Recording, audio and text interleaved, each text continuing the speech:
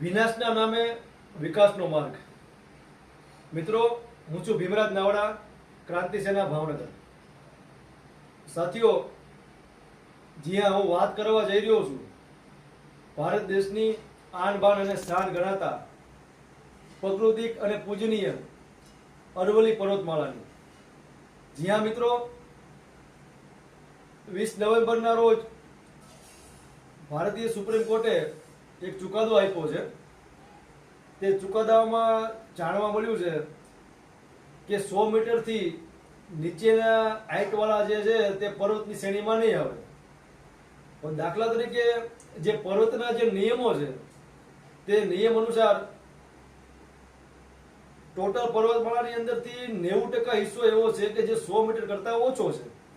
તો સાથીઓ, હજારો વર્ષોથી અરવલ્લી પર્વતમાળાની આજુબાજુના વિસ્તારોમાં રહેતા આદિવાસી સમાજના મારા ભાઈઓ, તેમજ 300 થી વધારે પ્રજાતિઓના પ્રાણીઓ, તેમજ અરવલ્લી પર્વતમાળાની આજુબાજુમાં આવતા ગામડાઓ, શહેરો, જિલ્લાઓ, તેમાંથી નીકળતી નદીઓ, એને જે પ્રાકૃતિક રીતે જે નુકસાન થવાનું છે, અને વર્ષોથી, હજારો વર્ષોથી જે એક અડીખમ પર્વતમાળા ઊભી છે કે જેના લીધે તેના હજારો લાખો લોકોને સ્વાસ્થ્ય માટે કે પર્યાવરણથી જે કંઈ લાભ થઈ રહ્યો છે તેને નષ્ટ કરવાની વાતો ઉપડી છે.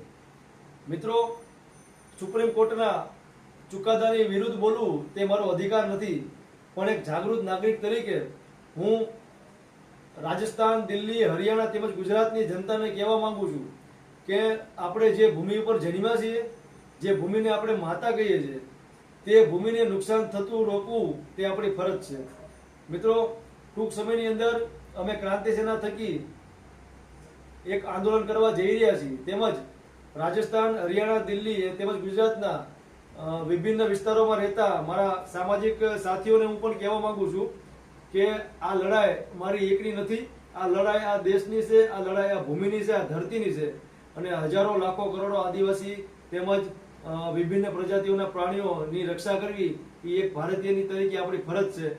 તો સાથીઓ, જેમ બને તેમ વધારે સંખ્યામાં આ આંદોલનમાં જોડાવ. તેમજ તમારા વિસ્તારોમાં પણ અત્યારે સોશિયલ મીડિયામાં જોઈ રહ્યું છું કે પોતપોતાના જિલ્લાઓમાં, તાલુકામાં આ આંદોલન ચાલી રહ્યા છે.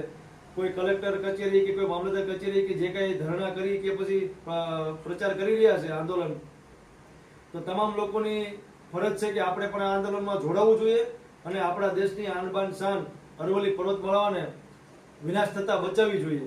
જય ભીમ, જય ભારત.